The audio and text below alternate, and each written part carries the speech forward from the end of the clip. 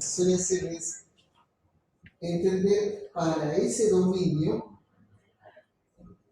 entender la base fundamental, es decir, rescatar las clases importantes y a partir de ahí empezar a modelar. Es decir, lo que intentamos es recabar una arquitectura para nuestra aplicación.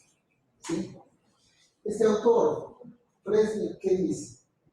Describe un dominio de la siguiente forma.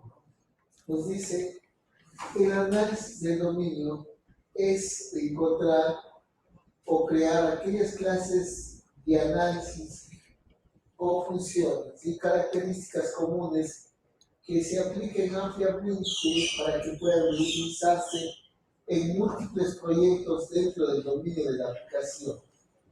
La identificación, análisis y especificación de capacidades comunes y reutilizables dentro de un dominio de aplicación específica en términos de objetos, clases, subutilizables y estructuras comunes.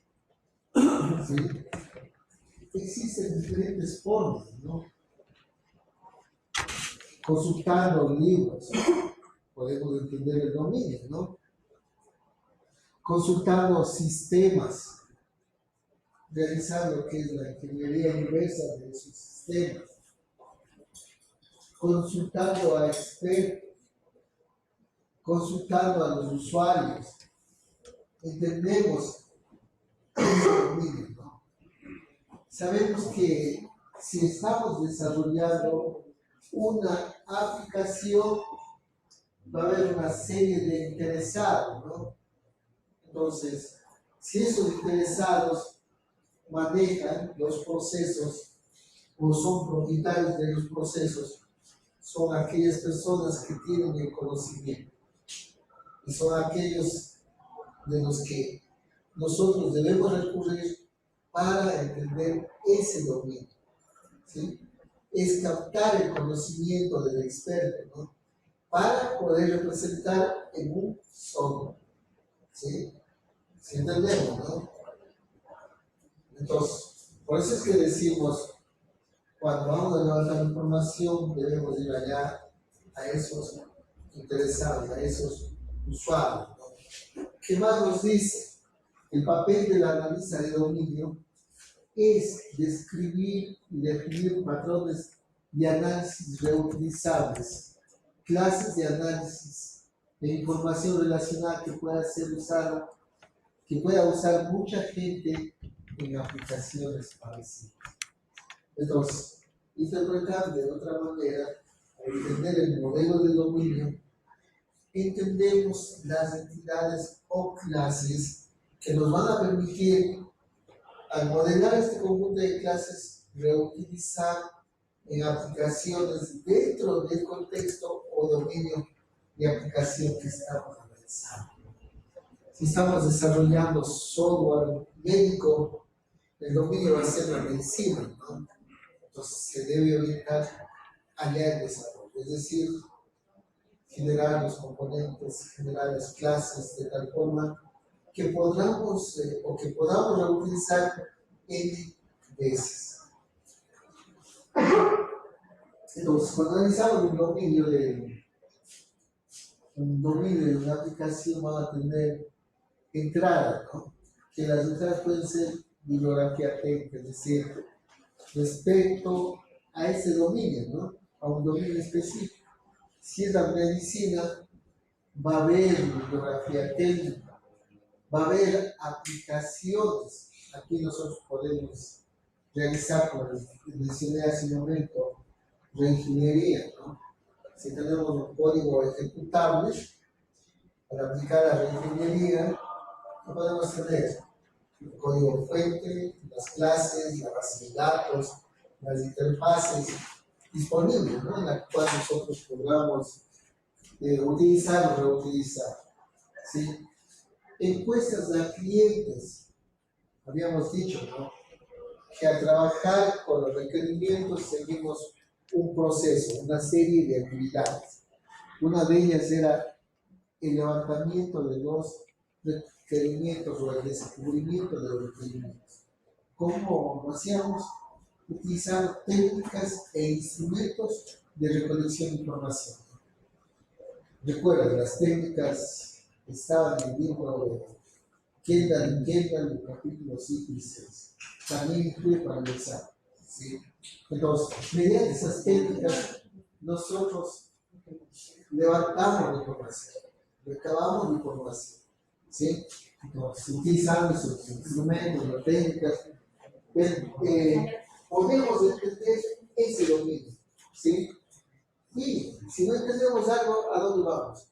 A los expertos. ¿Sí? Cuando se habla de sistemas de expertos, ¿qué es lo que queremos hacer aquí? Capturar la experiencia, ¿no? Capturar el conocimiento del experto y reemplazar en una aplicación. Pero nuestros expertos, ¿quiénes son aquí?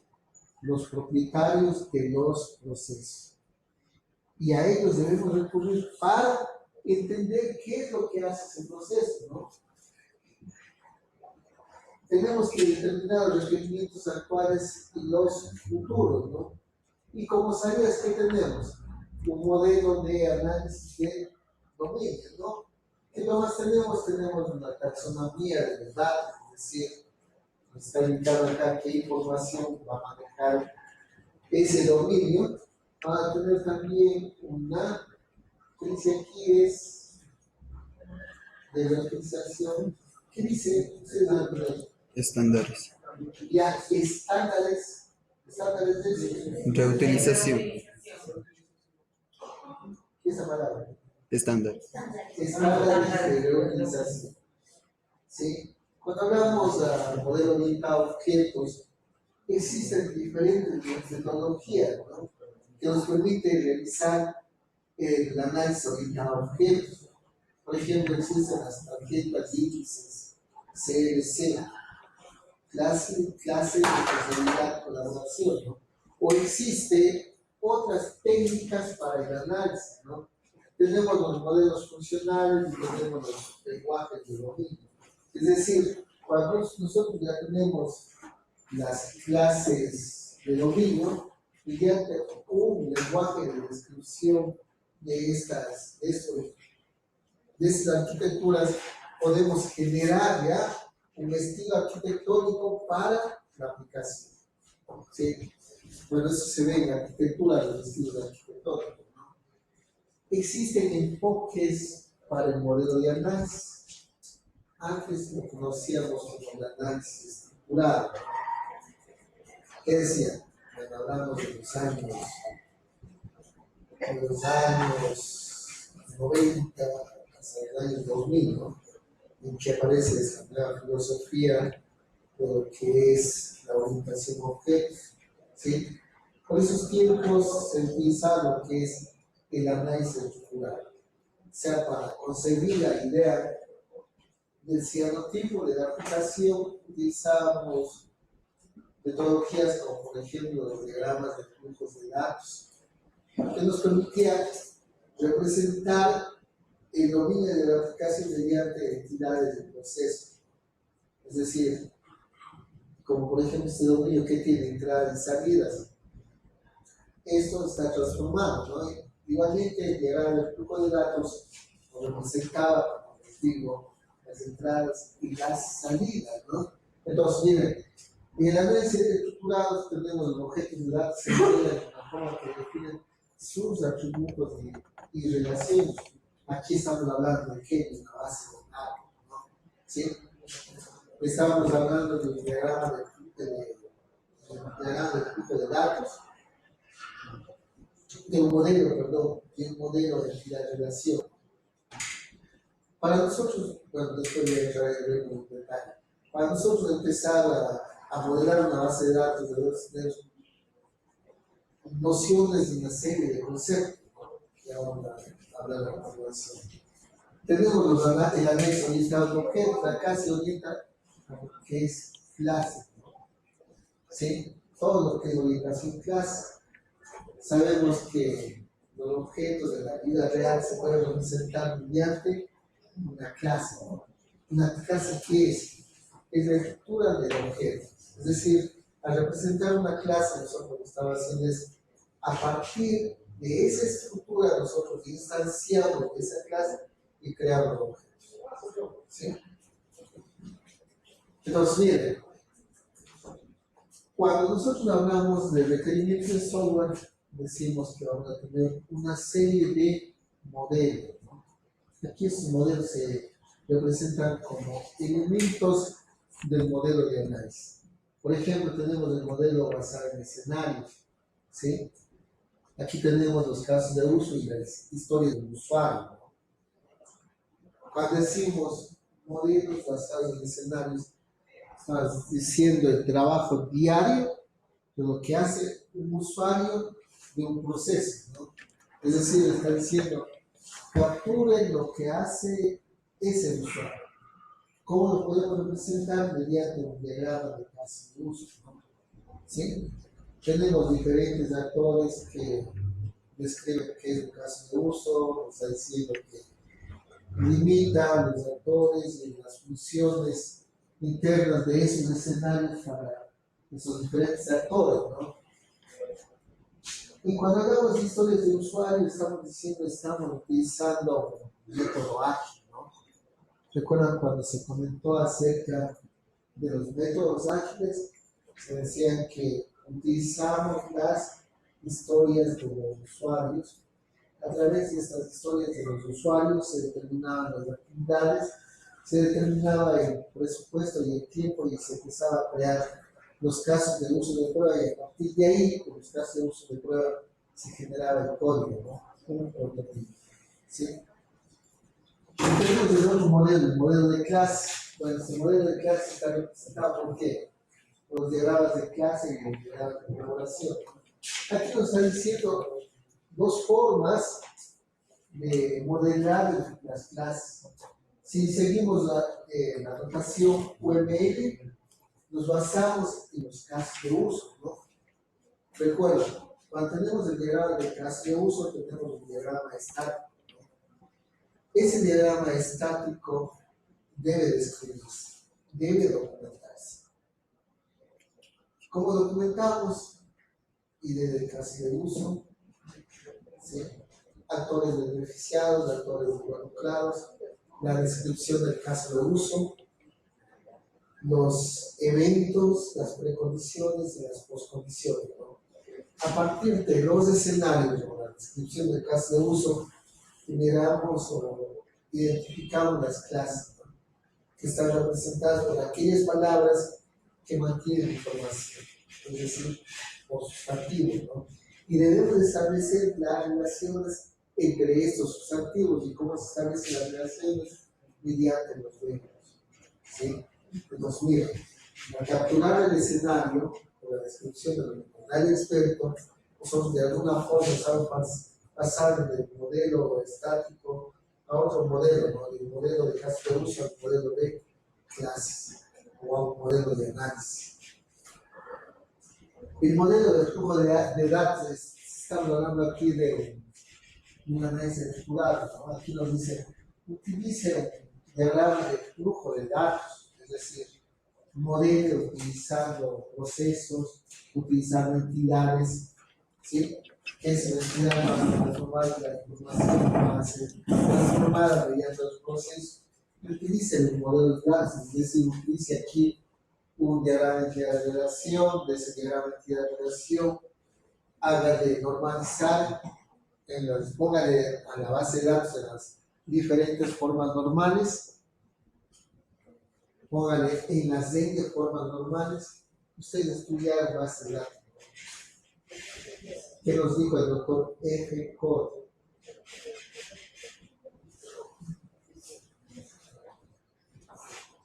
Hay un famoso autor, ¿no? Que se llama el famoso F. Code. Este investigador trata sobre las bases de datos, ¿no? Y prácticamente las formas normales de las bases de datos. ¿Qué hace este investigador? Ustedes estudiaron conjuntos, ¿no es cierto? Estudiaron en la escuela, estudiaron en el colegio, estudiaron en la universidad. Sí estudiaron. No estudió. ¿Qué dijo? Estudiaron, ¿no? Entonces, miren, ¿cuál es la reflexión de este investigador? Dice, una base de datos es un conjunto para él. Dentro de los objetos de una base de datos, ¿qué nuevas tenemos? Puede estar lista, ¿no? Puede estar las tablas, estamos hablando de los objetos. Pueden estar los disparadores, pueden estar procedimientos almacenados, los diferentes objetos. Si repiten los objetos de la base de datos, por ejemplo, se repite tablas, listas del mismo nombre se repiten, no se repiten los objetos, ¿cierto? Cuando hablamos de las tablas de una base de datos, vamos a tener un conjunto finito de tablas para esa base de datos, ¿no? ¿Sí? Si estamos hablando de una aplicación X, se repetirán las tablas de esa aplicación en la base de datos. Se repite, por ejemplo, estamos hablando de personal. Persona, la tabla se va a repetir N veces dentro de la base de datos, para eso voy. Estamos hablando de elementos de ese conjunto, ¿no es cierto? Si vamos concretamente a una tabla de esa base de datos, ¿sí? Una tabla, ¿por qué está formada? Por atributos, por campo, por columnas, ¿no es cierto? ¿Se repiten las columnas de la tabla? Digo, pregunta a todos. ¿Se repite? No. ¿Por qué no se repite? Miren que estamos hablando de nociones de conjuntos, ¿no es cierto? No se repiten las columnas de una tabla, es decir, la columna nombre, se vuelve a duplicar nombre, mandan a guardar, ¿pueden guardar? No pueden guardar, ¿sí? Miren, eso es una tabla. ¿Por qué está formada? Por campos, ¿no? Los campos de la tabla nos están repitiendo. Cuando empiezan a agregar información, ¿sí? Los registros de esa tabla se repiten. Las tuplas.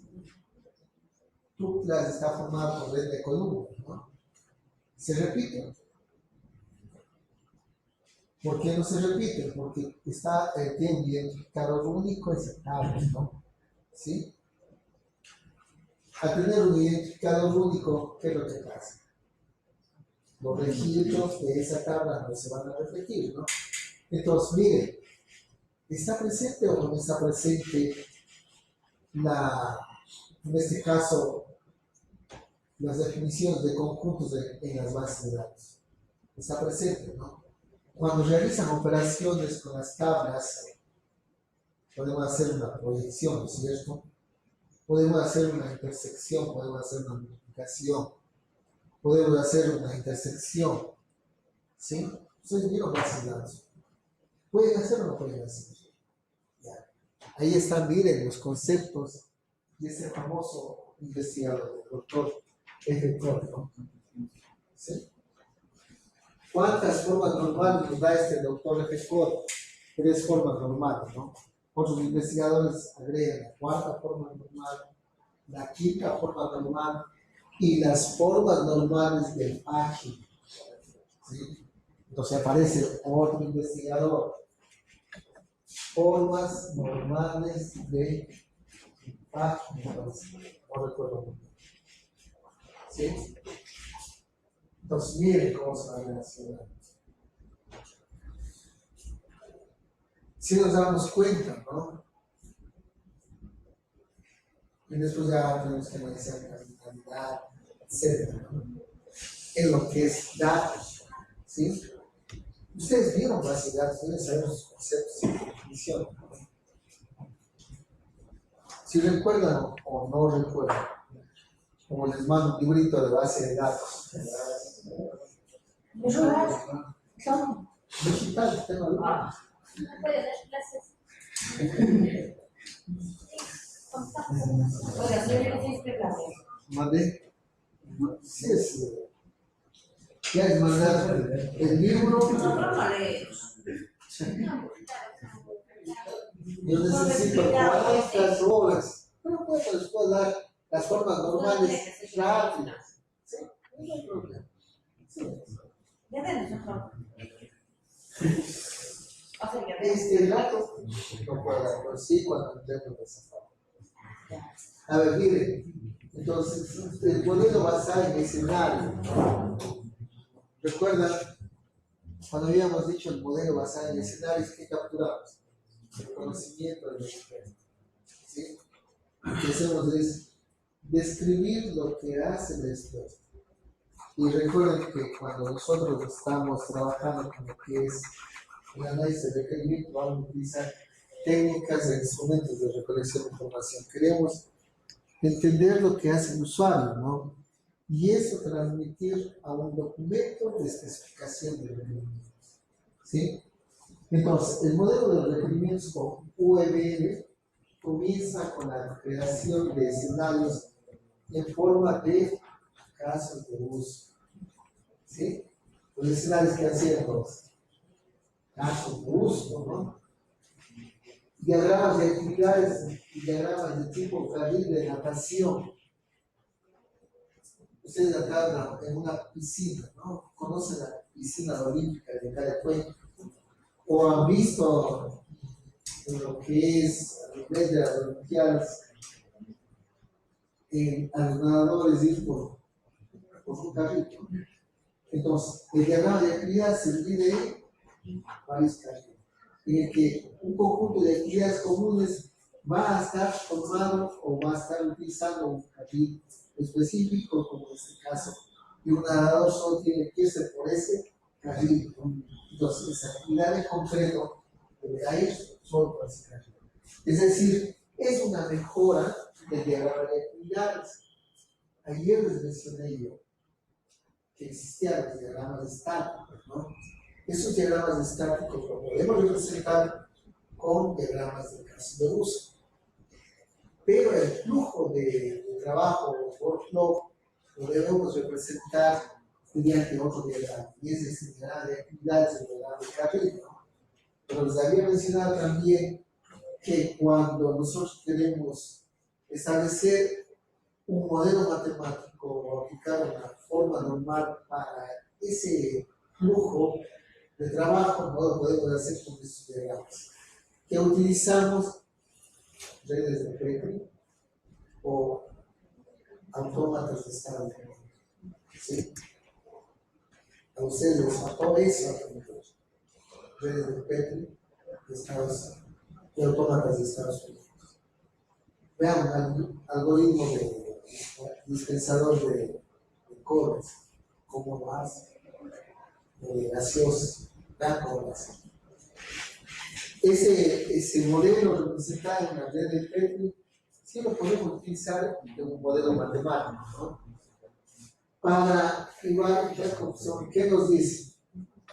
Los casos de uso simplemente son una ayuda para definir lo que existe fuera del sistema.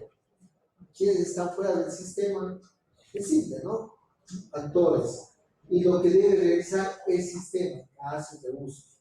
Es decir, tenemos una frontera que delimita al sistema, ¿no? Dentro de la frontera, ¿qué está? Están los casos de uso, ¿no? Que son la representación de los escenarios, ¿sí?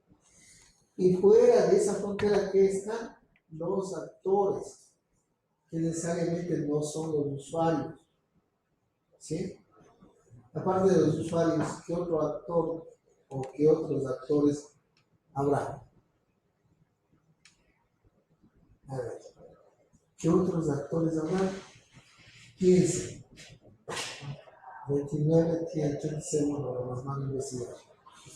28, 27, 26, Actores, el usuario puede ser un actor, el administrador puede ser un actor. 25, 24, 23, 20, El sistema, sí. 20, 19, 18, 17, 16, 15, Un programa. 14. Puede ser otro programa, puede ser una máquina, ¿sí? No necesariamente es el usuario, es la persona física, ¿no? Puede ser un hardware, puede ser otro software, ¿no? Puede ser que ese sistema se conecte con otro sistema. Por ejemplo, un cajero automático, ¿con quién se conecta? ¿Con qué se conecta? Con la principal, ¿cierto? ¿Sí? Ahí está, es un actor.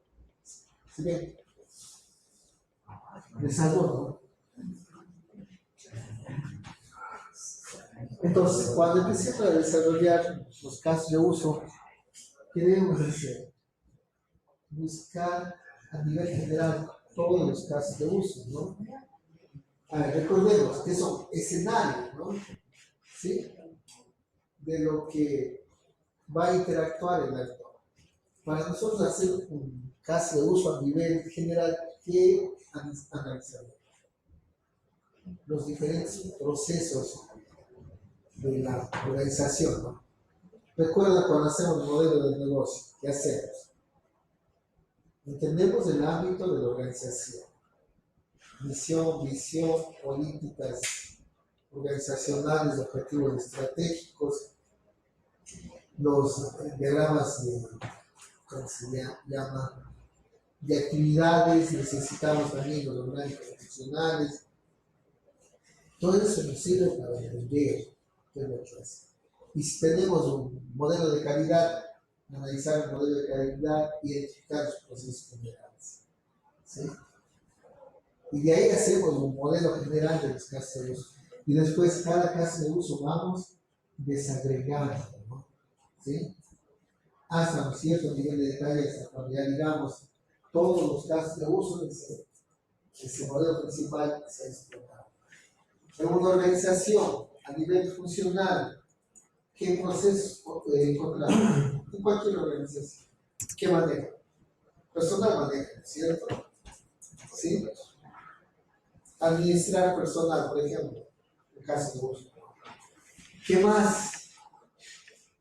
¿Qué más controla? ¿Tendrán inventarios? Ya. ¿Qué más? ¿Llevarán una contabilidad? ¿Qué más? Proveedores, ¿sabes qué? Y en el reset, ¿no es cierto? Miren cómo estamos describiendo, ¿no? En cada uno de esos casos de uso deben ser explotados, a eso vamos, ¿no? Por eso nos dice, al style code caracteriza el caso de uso como un contrato para el comportamiento de esencia, un caso de uso capta las interacciones que ocurren entre los productores y consumidores de información y el sistema en sí. Un caso de uso describe en lenguaje claro el escenario específico desde el punto de vista de un actor definido.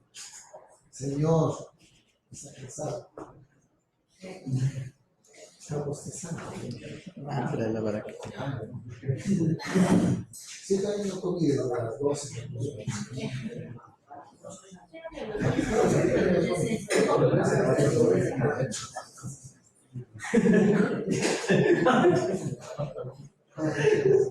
A ver, miren, cuando nosotros hacemos este análisis, hay una pregunta a responder si los casos de uso han de tener algún valor como herramienta para modelar el entretenimiento. ¿Por qué? Esa es la pregunta. ¿Cómo se sabe sobre qué escribir en caso de uso?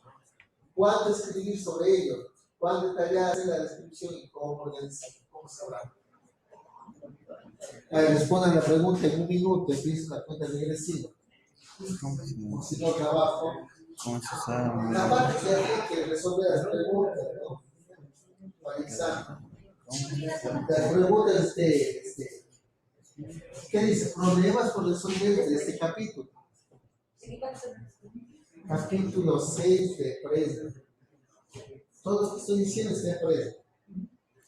¿Cómo se sabe sobre Bueno, si logramos así, repetamos, bueno, No, solo sé. cuándo se escribe sobre ya, a ver, ya tengo una idea.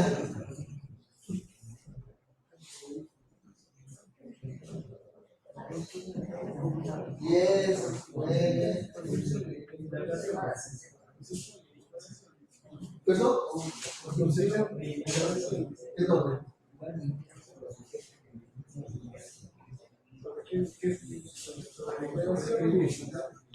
A ver, vamos a seguir, ya sigan. Ya vamos a responder a la pregunta, ¿no? Vamos a preguntar, se supone que todos tienen material. Se supone que el mismo material es ese llegar a todos ustedes. Y que no deberían, que no tengo el libro. Y gratis tal vez. Y cantidad de libros todavía que pueden investigar, que pueden, si les gusta eso. ¿Qué es el ignorancia?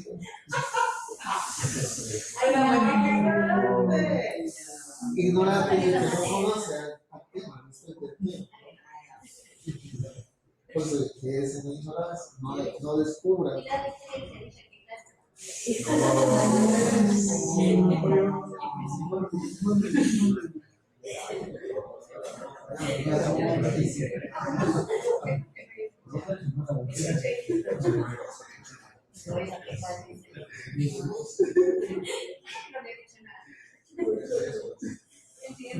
Ahora sí. ¿Sabe sobre qué escribir? ¿Qué es? Recuerden, cuando seguimos un proceso, ¿no? De levantamiento de requerimientos que hacemos, utilizamos instrumentos. ¿Qué estamos haciendo? Indagando, buscando. Entonces, cuando buscamos, ya sabemos qué es lo que vamos a escribir, ¿no? ¿Sí? Pero necesariamente, como les decía hace un momento, es de los procesos, es de las actividades que podemos representar mediante diagramas, tipo UML, en este caso.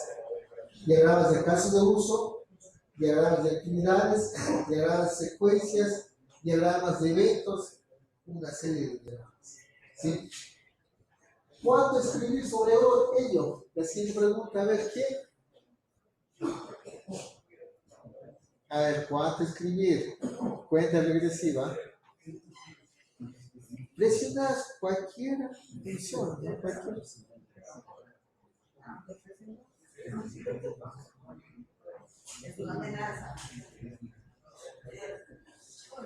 Presionas.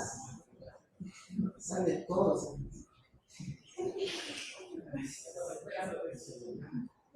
A ver, ¿cuánto escribir sobre ello?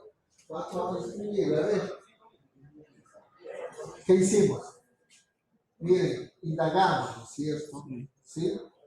Cuando indagan, estamos dentro de un ámbito, ¿no? Dentro de un proceso, el proceso que tiene actividades, ¿no? ¿Sí? Entonces, tenemos que desagregar todas las actividades y representar en un diagrama. Y a ese diagrama debemos documentar. Porque les mencioné.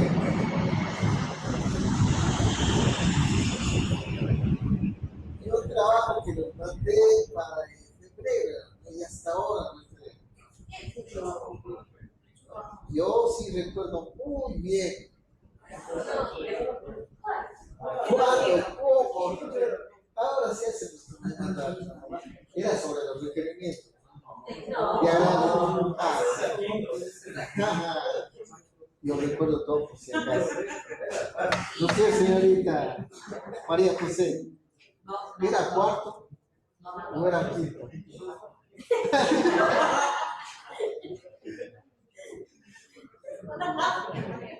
Murió el pez con el anzuelo. A ver, ¿cuánto escribir sobre ello? ¿Cuánto vamos a escribir? Ya saben. ¿Quién sabe? Ya decíamos, ¿no? Nos vamos a los. Bueno, hay varias opciones, ¿no? No hay un límite, no va a decir, mire, vaya, capture el requerimiento, vaya con el usuario, levante la información y sobre esa información haga describir el escenario. Es que no vamos a describir solamente el escenario, sino debemos entender cómo funciona el escenario, ¿no? Por eso habíamos dicho que podemos representar un modelo estático y un modelo dinámico. El modelo dinámico nos da el no, ¿no? Sí, lo podemos representar mediante el diagrama de actividades. Debemos, al levantar información, nosotros entendemos cuál es el volumen de información que se maneja, qué cantidad de documentos se generan, yo qué sé, por transacciones, etc., ¿no? Y eso debemos documentar. ¿Sí? ¿Cuál detalle hacer la descripción y cómo organizarla? Bueno, a nivel general, y por cada caso de uso vamos, en ese caso de uso vamos desagregando. Nos recomienda utilizar un caso de uso y trabajar en ese caso de uso hasta lograr concebir todo ese trámite de los casos de uso secundarios de los diferentes niveles que salgan de ese caso de uso. Entonces vamos al concepto de modelado de datos, ¿no? Como les había mencionado, hay este famoso doctor, ¿sí? El doctor F. Code, que en base a la teoría de conjuntos estructura lo que es el actual mundo de la base de datos. Sí, eso es bueno. Todo está en el mismo.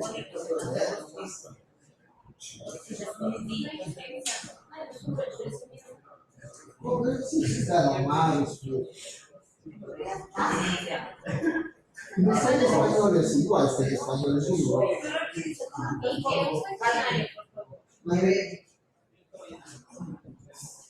A ver, ¿qué nos decía el doctor Code?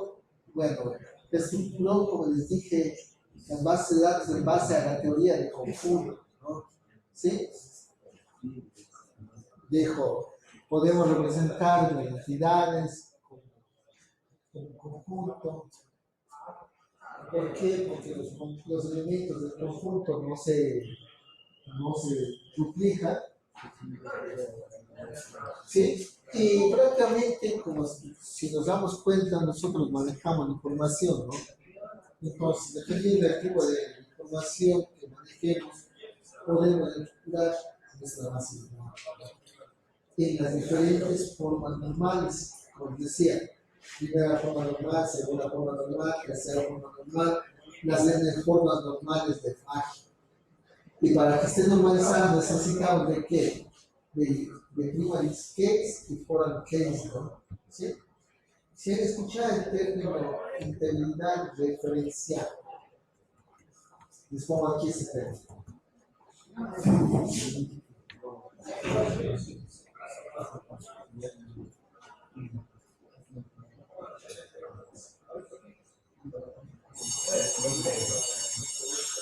A ver, ¿para qué nos sirve la integridad referencial? Señor, por favor, denle a abrir la puerta. ¿Para qué nos servirá la integridad referencial? Qué bonito, qué maravilla.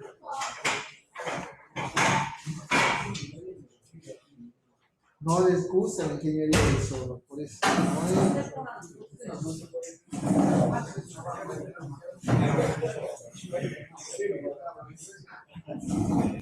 Bueno, como ya llegaron, no vamos a dar trabajo. No solo a ellos.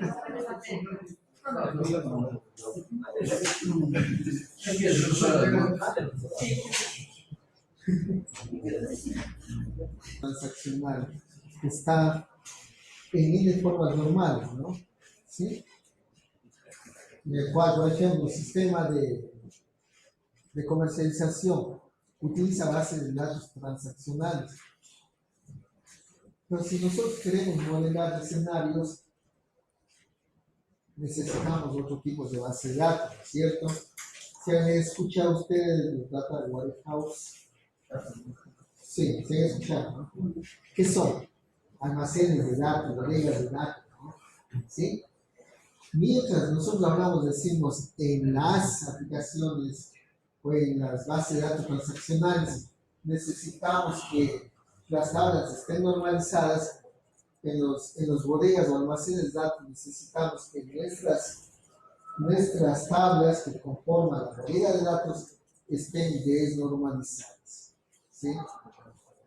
Es decir, estén en primera forma normal, con dos tipos de tablas de dimensiones y tablas de eje, ¿sí? Bueno, cuando hablamos de datos es la información que va a manejar el sistema, ¿no? Entonces, aquí cuando hablamos de modelo de datos, estamos diciendo que se definen todos los objetos de datos que se procesan dentro del sistema y las relaciones entre los objetos de datos, ¿sí? ¿Qué son los objetos de datos? Una representación de casi cualquier información compuesta. Cuando hablamos de información compuesta, es decir, aquella que contiene más información, ¿no? Por ejemplo, cuando hablamos del objeto persona, ese objeto persona mantiene información, ¿no? Y el objeto persona es un sustantivo, ¿sí? ¿Por qué? Porque guarda información. Entonces recordarán, cuando hablamos de la base de datos, de las tablas, es que esa entidad o tabla o como quieran llamar ustedes, guarda información respecto a cierto objeto. Se refiere a que tiene muchas propiedades o atributos que el software debe entender. Por ejemplo, un lugar, un auto, una persona, ¿no? Atributos. Bueno, los campos de una tabla también son conocidos como atributos, ¿no? Definen las propiedades de un objeto de datos. Se definen uno o más atributos como un identificador. Este se convierte en una clave para identificar un registro. Ejemplo, cédula, nombre, edad, altura de persona, etc. ¿Sí? Aquí está apareciendo otro, ¿no? Un identificador. ¿Ya entendieron el término de integridad referencial? Bueno, ustedes sí vieron bases de datos. ¿Han visto bases de datos? ¿Sí? ¿Saben lo que es una clave primaria y una clave foránea? Ya. Eso es cuando guardan la relación, puede haber la relación de uno a uno, de uno a varios, de varios a varios. Estamos hablando de la cardinalidad entre las entidades, ¿no? Cuando hablamos de integridad referencial, buscar el término. ¿Sí? A ver. Gracias a la integridad referencial se garantiza que una entidad siempre se relacione con otras entidades válidas, es decir, que existe en la base de datos. Implica que en todo momento dichos datos sean correctos y las peticiones innecesarias, datos perdidos o relaciones mal asociadas. Además de eso, ¿para qué más nos sirve la integridad referencial? Por ejemplo, si tenemos una tabla principal y una tabla secundaria, digamos, tengo factura y detalle de factura. Ustedes borran a la factura, de la tabla principal. ¿Qué pasará con el detalle? No, pero si no tuviera integridad referencial, no nos debe permitir, ¿no?, borrar la tabla principal. Pero si ustedes borran un ítem de la tabla secundaria, ¿podrán hacerlo? Sí, ¿no es cierto? ¿Sí? Entonces, mire, cuando hablamos de integridad referencial, me está diciendo, controle estas actividades que vamos a hacer entre las tablas. Además de lo que nos dijo allá el concepto que guarda información correcta entre aquella tabla que mantiene la clave principal y la tabla que mantiene la clave secundaria, ¿no? ¿Sí? Entonces, mantener la integridad referencial es muy importante, ¿no? Bueno, de hecho, los conceptos de base de datos hablan de la integridad referencial, ¿no? Analicemos algunos conceptos de lo que es modelados de datos, ¿no? Cuando hablamos de relaciones, ¿de qué estamos hablando? De conexiones entre objetos, ¿no? ¿Sí? Conexiones básicas entre objetos. Por ejemplo, aquí tenemos una conexión entre persona y automóvil, ¿no? Cuando nosotros vamos a establecer una conexión, nos debemos manejar con verbos, ¿no? ¿Sí? Por ejemplo, la persona posee un automóvil, ¿sí? La persona está asegurada para manejar el automóvil, ¿no? Cuando nosotros hablamos de relaciones, esas relaciones se deben leer en los dos sentidos, ¿sí? Por ejemplo, persona posee automóvil, el automóvil, ¿sí? ¿Quién posee el automóvil? La persona, ¿no?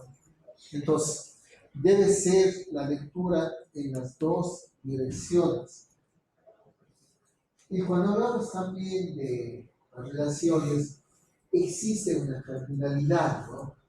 Una cardinalidad de uno a uno, de uno a muchos, de muchos a muchos, ¿no? ¿Qué cardinalidad es esta? Este es el modelo de entidad relación, ¿no? Vemos que es una relación de uno a varios o de uno a muchos, ¿no? ¿Sí? Y el verbo que lo está relacionando es realizar, ¿no? El cliente realiza el pedido. El pedido es realizado por quién? Por los clientes. Entonces, estamos leyendo en los dos sentidos esas dos entidades, ¿sí? Si ustedes quieren tener una relación de varios a varios, ¿cómo sería? Les voy a mandar mis libritos con ejercicio, ¿no? De abuelo. Voy a Les voy a robar el disco duro. Está en Google Drive. Vaya a robar el Google Drive.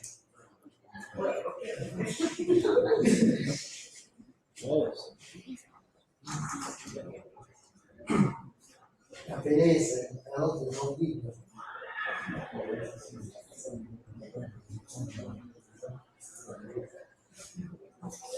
Entonces, miren, debemos cuando empezamos ya en el análisis, debemos modelar los datos, ¿no? Normalizar los datos que tenemos, que documentar cada uno de los atributos de las tablas de la base de datos, ¿no? Es decir, crear el diccionario de datos de la base de datos, ¿sí? Cada atributo de las tablas que están formando debe ser documentado. Hay un librito que les pasé, que está compartido, es de ingeniería del software, y ahí nos da una plantilla de cómo documentar el diccionario de datos que ustedes van a necesitar, ¿sí? Pueden utilizar como documentar el diccionario de datos, ¿no? Entonces, ¿para qué utilizamos análisis orientado a objetos? ¿Cuál era el fin? Algún fin debemos perseguir, ¿no? El fin es la utilización, ¿sí? Cuando nosotros hablamos de objetos, ¿de qué estamos hablando?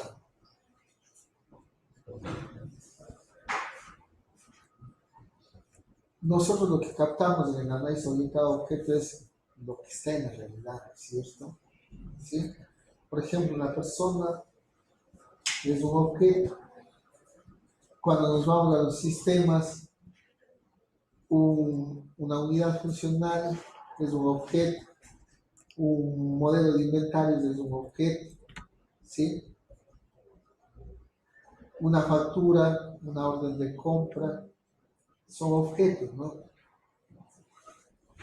Existen en el medio y se pueden representar en un software, ¿no? Lo que hacemos es generar la plantilla de este objeto y la plantilla, ¿cuál es? Es la clase, ¿no?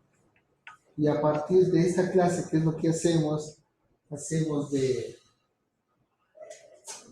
generar o de instanciar lo que tenemos es un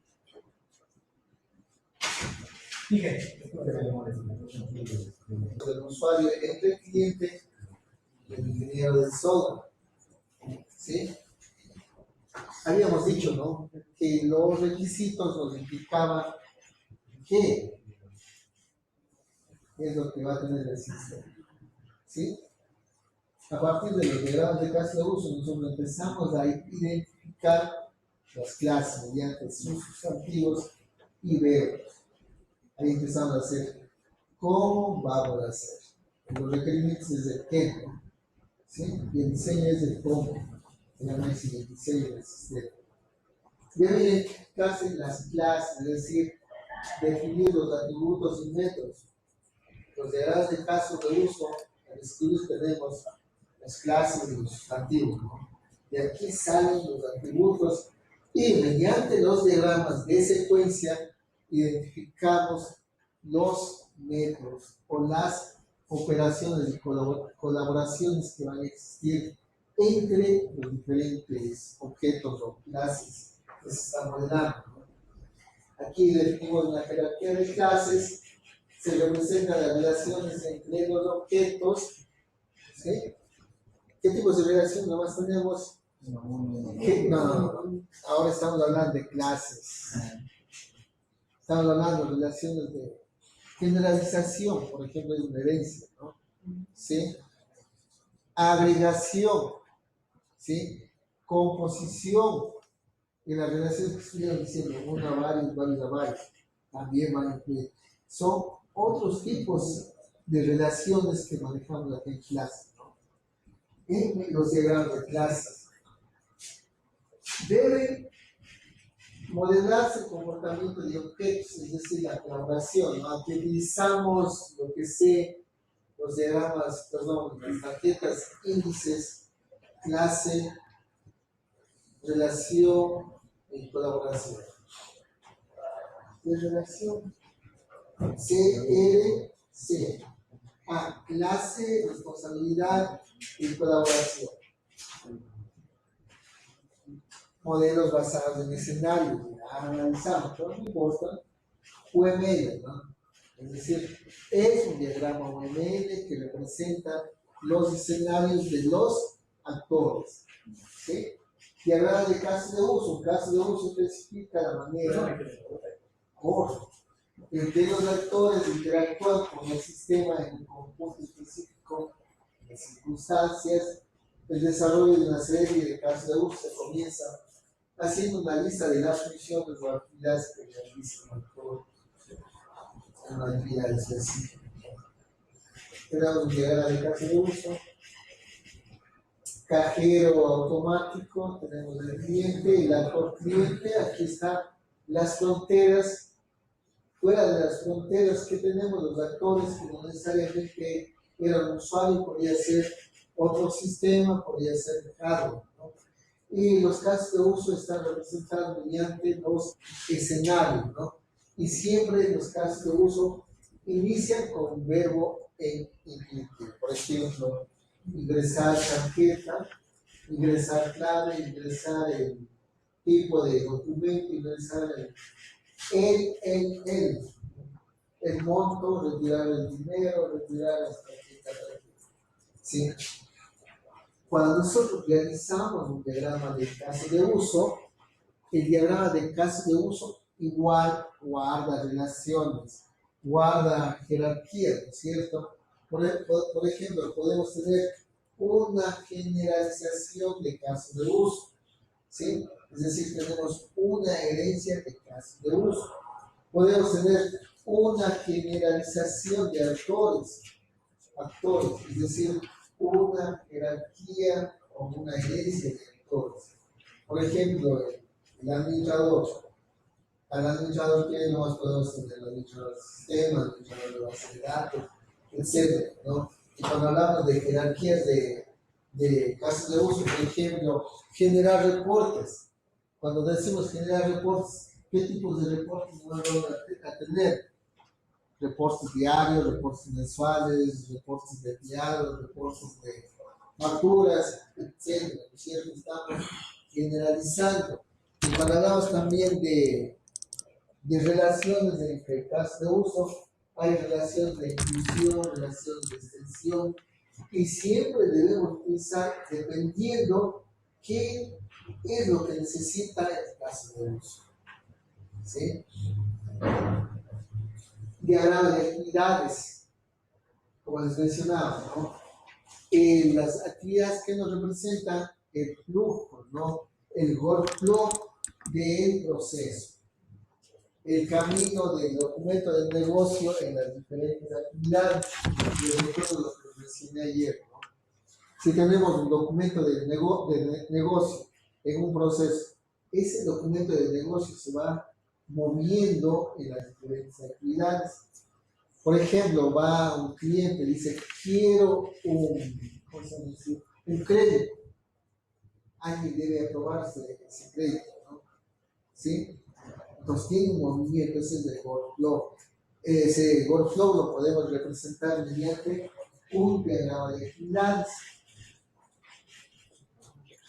Y este diagrama de actividades para nosotros, ¿qué nos representa? Como está ahí. ¿Qué será? ¿Qué será este diagrama de actividades? Cuando ustedes hacen un diagrama de flujo, ¿qué representa ese ciclo? Les indico un librito, ¿ya? Para que entiendan.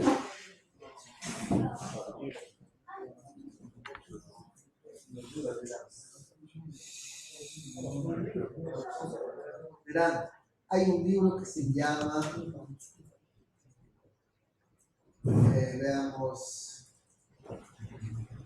cómo programar Java, en Java.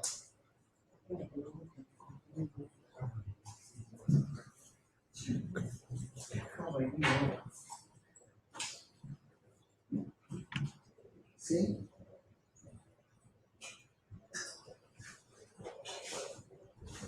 Nosotros podemos representar en Java, podemos representar un diagrama de actividades y podemos tener prácticamente todo el flujo de actividades ya codificado si sabemos hacer. Es decir, lo que nos da el diagrama de actividades es ya el pseudocódigo, ¿no? El modelo dinámico. Es decir, cómo es que vamos a codificar el algoritmo. ¿Sí? El libro está ahí, que ustedes tienen como programa en Java, es muy bueno. He probado todos los ejemplos, todos funcionan. ¿Sí? Funcionan los ejemplos. Y a ver si podemos mover.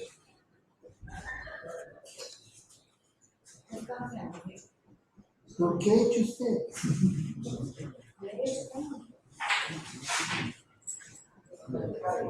Entonces, si nosotros empezamos a analizarlo, pues ese está en el capítulo 5, ¿no?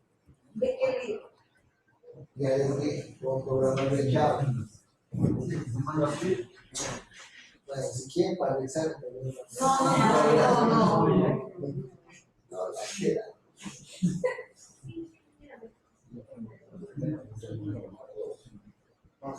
Los que quieren hacerse expertos en Java, les recomiendo el libro.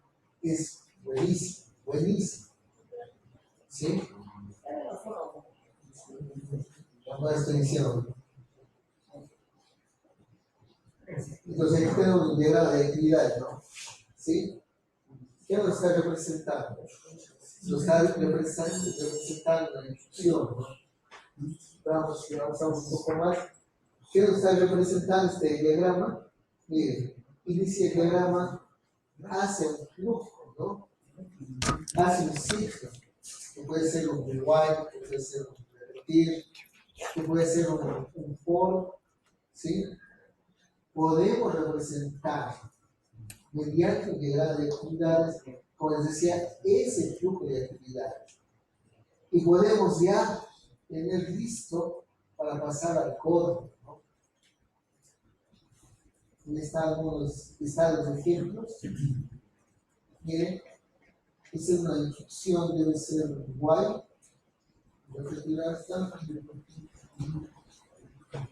Yo digo, el libro es bueno porque yo lo he leído y he probado el tiempo.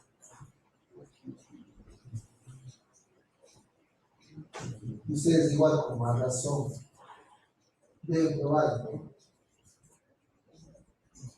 Aquí tenemos los diferentes bucles representados en piedra de actividad. Utilicen el libro porque van a necesitar ustedes.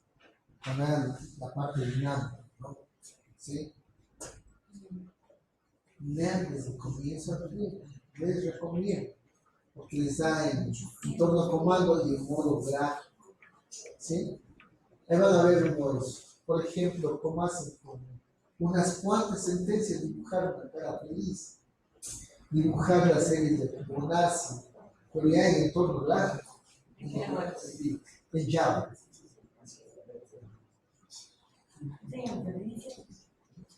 No, pero ahí está el código. Aquí está el código.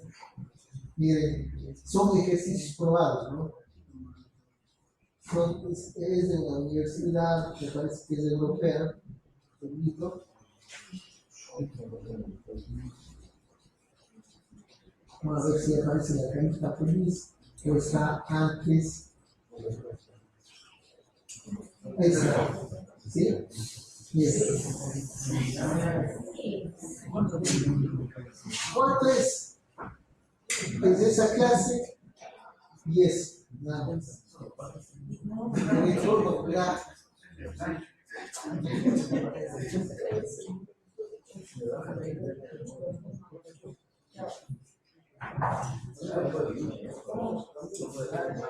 Si tiene un libro, ¿no? Y hay el otro libro, Estructuras de Datos y Java. También es bueno. Ustedes que todavía pueden, en 4 años, ya para el 5 años están expertos en Java, les recomiendo, esa es la herramienta de ustedes.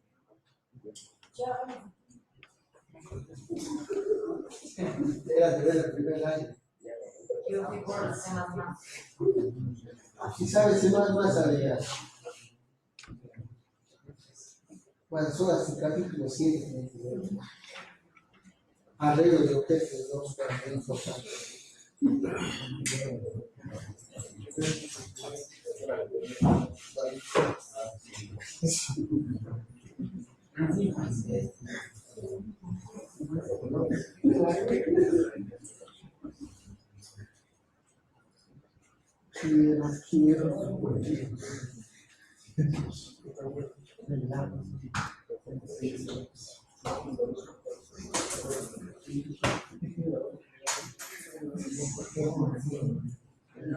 Para revisar dónde está el puntero, ¿verdad?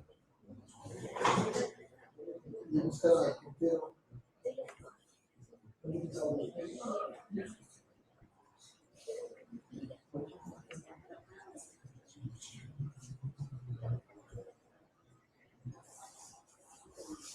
El libro se llama, está ahí, ¿no? Se llama HQ 20 Cómo, 20 Programar, 20 Java, 12 Edición. Sí tiene el libro ahí.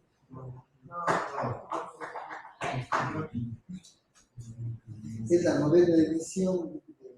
¿De qué año es? No aparece mal. Yo me mato buscar libros para ustedes para que les próximos libros no aparecen. Es de 2012.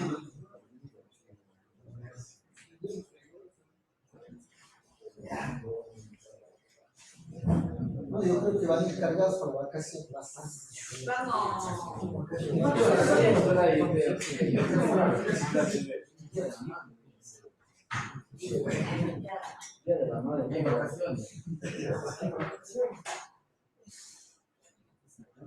¿Quién sabe cómo van a cambiar?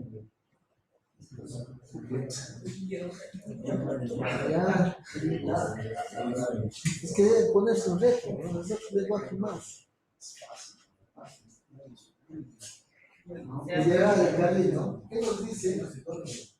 una variación útil del diagrama de actividades, ya que permite al modelador la representación del tipo de actividades descritas por el caso de uso y al mismo tiempo indicar qué autor o clase de análisis tiene la responsabilidad de la acción descrita mediante un rectángulo de actividades. Ahí tenemos, ¿no? Flujos de actividades, como mencioné, diferentes líneas por donde están organizadas las actividades, ¿no? Por ejemplo, aquí tenemos el cliente y la interfaz del cliente, ¿no? El cliente, ingresar clave. Si es válida, ejecuta instrucciones. Si no es válida, se repite en el bucle las veces que sean necesarios, los intentos, ¿no? ¿Cuántos intentos? 2, 3, dependiendo de cómo esté la regla del negocio, ¿no? ¿Sí? Miren, es una variedad de diagramas de actividades.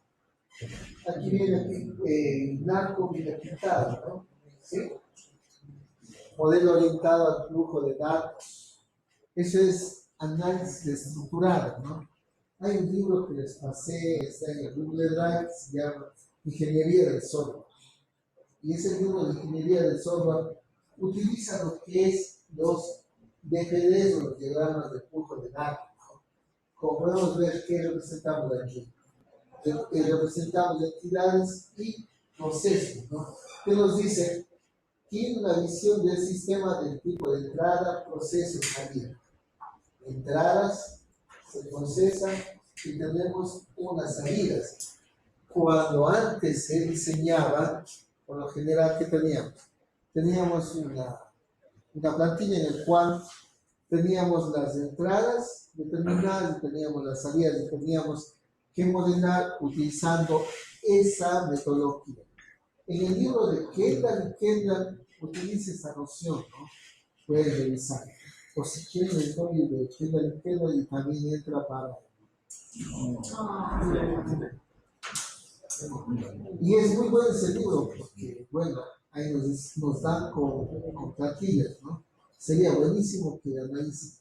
Bueno, si nos toca hacerlo, tenemos que hacerlo, de hecho. Entonces, tiene una visión del sistema tipo de entrada, proceso, salida. Los objetos de datos fluyen hacia el interior del software, se transforman mediante elementos de procesamiento y los objetos de datos resultantes fluyen al exterior del software. Ahí tenemos un ejemplo de casi segura, ¿no? En el cual nos representa mediante un flujo de datos las entradas, la transformación y la salida, ¿no? Entonces, miren para la clave que hacemos. Bueno, para el software de cartera, aquí tenemos el teclado, ingresamos la clave, se debe transformar, ¿no? Por otro lado tenemos el ¿cómo es? No veo bien. La pantalla táctil, ¿sí? Es decir, una pantalla tipo touchscreen. Igual, podemos seleccionar el tipo de cuenta, el lector de tarjeta magnética es igual, damos los tipos de cuenta, se procesa y tenemos el despliegue de información que puede ser en la pantalla, ¿no? Modelo basado en clases. Ya había terminado el capítulo. ¿Cuánto tiempo tenemos? 5. 5 para descansar, ¿no? Ustedes llegan tarde y cansados. No se hagan los juegos. Corro dice a los estudiantes que llegaron tarde, ¿no? Maravilla, dice que vos miras tus patas gigantes.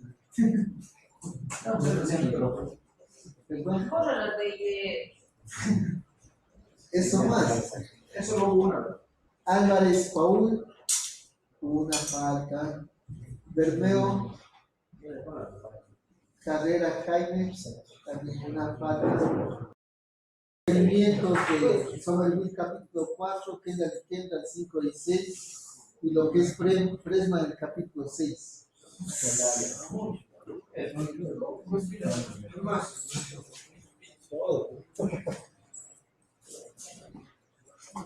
vinieron a clase ya saben. 4 tiene la presencia.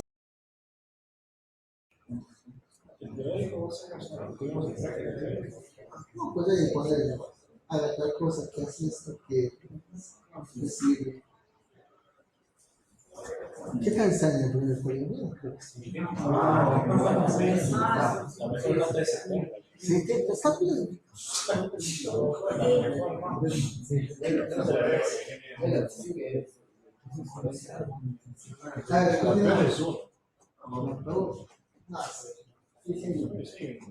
¿Sí? ¿Y qué sacó? Para poder a ver, entonces, modelo basado en clase, ¿no?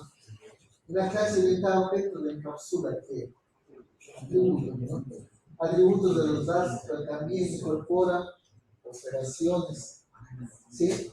Que manipula los datos implicados para dicho atributos, es decir, una clase porque está formada por atributos y operación, ¿no? ¿Sí? Esas operaciones que van a manipulan los atributos, ¿no? De esa clase. Las clases se manifiestan en las siguientes formas: entidades externas, sucesos o eventos, cosas, papeles o roles, unidades organizacionales, sitios y estructuras. ¿Sí? Tomado textualmente del libro, así nos dice. Ahí tenemos la representación de la clase cliente, número de cuentas, cédula, nombres, apellidos, teléfono, dirección, etcétera. Las operaciones, ingresar tarjeta, ingresar clave, etcétera, etcétera. ¿Sí? ¿Esto qué hace? Para manipular los atributos, ¿no? Los atributos, ¿qué tipo pueden ser? Privé y públicos, ¿no? ¿Cuándo son privés? Cuando utilizamos en la propia clase. Cuando son públicos, pueden ser utilizados por otras clases. ¿Sí? Podremos generar constructores para esta clase. ¿Qué hacen constructores en la clase? A ver, señorita, o más van a diseñar unas 100 clases con 100 constructores. ¿Qué hace el constructor?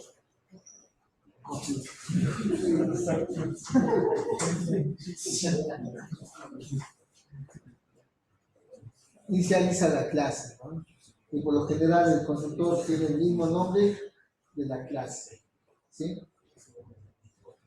Miren, un modo de modelar las clases utilizando esa tarjeta índice, ¿no?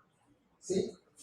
También tiene un libro tipo novela que se llama el CDC, que nos permite entender cómo hacemos el modelado utilizando este tipo de tarjetas, ¿no? ¿Por qué se llama CDC? Por eso, clase, la responsabilidad de la clase y el colaborador de la clase. Mediante estas tarjetas de índices nosotros podemos generar una jerarquía de clases. ¿Sí? Nosotros generamos la jerarquía de clases. ¿Qué nos dice aquí? El modelo de clase de responsabilidad del colaborador proporciona un medio simple para identificar y organizar las clases relevantes para los requisitos del sistema producto. Un modelo CRC es una colección de tarjetas, índices estándar para representar clases. El objetivo es desarrollar una representación organizada de las clases. ¿Sí? Nosotros, mediante este tipo de tarjetas de índices, podemos modelar el diagrama de clases, es decir, nos da una jerarquía de clases. Entonces, miren, estas clases van a tener diferentes clasificaciones o categorías, ¿no? La clase de entidad, llamada clase del modelo o del negocio, se extrae de manera directa del inicial del problema. La clase de frontera se utiliza para crear interfaz que el usuario ve y con la cual interactúa cuando se utiliza el software. Y la clase del controlador maneja una unidad de trabajo. ¿Qué nos está diciendo aquí? para su aplicación utilice un estilo arquitectónico. Y ese estilo arquitectónico es el modelo vista controlador. ¿Sí? Modelo vista controlador. Entonces aquí dice, el modelo va a ser la clase entidad, ¿no? ¿Sí? Entonces, en el modelo nosotros vamos a identificar el conjunto de clases que nos va a permitir persistir la información una vez que estemos utilizando el sistema. Y la clase de frontera, en este caso nos dice, identifique las clases que van a permitir establecer los diferentes clientes de la aplicación. Cuando hablamos de clientes, ¿de qué estamos hablando? Clientes tipo web, clientes tipo Windows, clientes modo comando, ¿sí? Entonces, esas clases lo que nos hace es indicar cómo van a interactuar esta clase con el controlador para que a través del controlador podamos buscar a las clases de entidad o modelos de la cual nosotros podemos, en este caso, nos decía, persistir la información, ¿no? Y la clase de controlador, unidad de trabajo desde el inicio hasta el fin, ¿no? En este caso, como mencioné hace un momento, es el controlador en el cual nos va a presentar los diferentes servicios que tiene el usuario para con el modelo. Recuerden, aquí estamos hablando de una arquitectura, ¿verdad? Y la arquitectura es el modelo vista controlador. Nos está diciendo, para nuestra aplicación busque estas tres categorías de clases, ¿sí? ¿Qué significa el RC? El CRC, perdón, responsabilidad, atributo, ¿no? Y las operaciones relevantes para la clase. Entonces, cuando nosotros busquemos en la tarjeta índice la responsabilidad, tendríamos que buscar los atributos y las operaciones para esa clase, ¿no? Y los colaboradores son aquellas clases que se requieren para que una clase reciba la información necesaria para completar una responsabilidad. Está diciendo aquí, establezcan la jerarquía de clase o busque aquellas clases que necesitan de la clase padre o de la clase principal. Aquí ya aparece un término de relación que es la agregación, ¿no? La agregación nos dice son las subclases que forman parte de una clase, se conectan a través de una relación de tipo es parte de, ¿sí? Ustedes sí vieron lo que es UML, ¿no? Si vieron, pues necesitaremos ver esa parte más. Bueno, sí saben, ya. No sería más grave, ya. Puedo poner un ejemplo en el examen, a ver cuál de las opciones es la correcta de este diagrama de clases. A ver cómo les va, ¿no? Como si dice que saben, no habría problema. ¿Sí? Entonces aquí tenemos las diferentes asociaciones, ¿no? Por ejemplo, ¿qué son las asociaciones? Son relaciones de clase. Miren, cuando nosotros empezamos a modelar las clases, los diagramas de clase de uso, al describir los escenarios debemos identificar los sustantivos de los verbos, a partir de los cuales nosotros empezamos a establecer la relación, ¿no? ¿Sí? Empezamos a utilizar los grupos jerárquicos. Al establecer estos grupos vamos a ver la relación que es también bidireccional y a partir de eso nosotros podemos empezar a modelar ya nuestro diagrama jerárquico de clases. Bueno, igual tenemos que ver un ejemplo, ¿no? Entonces, las asociaciones dicen relaciones entre clases, ¿no? El cliente utiliza ¿qué? Un cajero automático, ¿sí? El cajero automático es utilizado por un cliente. Miren que la relación, el verbo que está formando parte de esta clase es utilizar. La dependencia en el contexto de las clases va ligada a las operaciones, indicando que una clase utiliza otra como un argumento. en la asignatura de una operación. Por ejemplo, ventana de despliegue y la cámara, ¿no? Tenemos el acceso y la serie. El modelo de comportamiento. Cuando estás nos va ya mismo, ahí se termina el otro.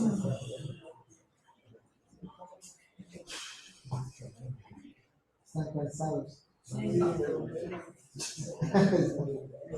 Ya tendrán que analizar bien. Quería alcanzar el capítulo 7 y el 8. Pero ya no lo leo. Pero sí hemos avanzado más. ¿No?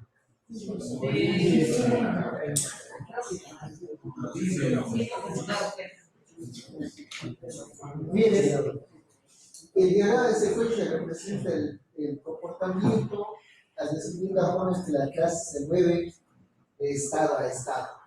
Prácticamente el diagrama de comportamiento nos permite establecer las operaciones de las clases. A partir del diagrama de caso de uso, nosotros cada caso de uso se transforma en qué? Puede ser transformado en un diagrama de secuencia, ¿no? En la que, ¿qué nomás tenemos? Tenemos el actor y tenemos los objetos, en este caso de las clases. Es decir, aquí nosotros ya estamos representando un evento, los eventos de las diferentes clases, ¿no?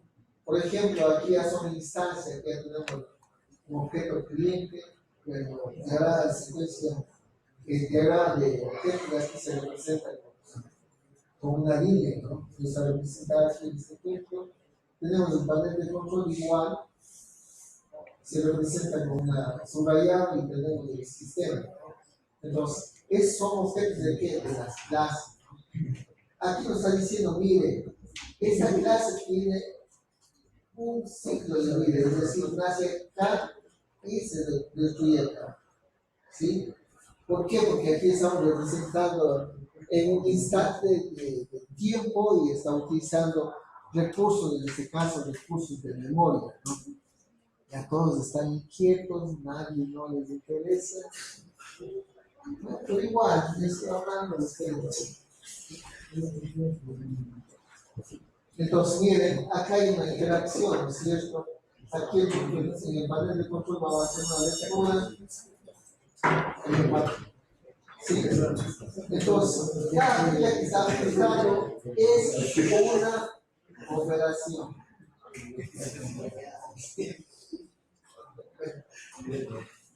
Hasta ahí.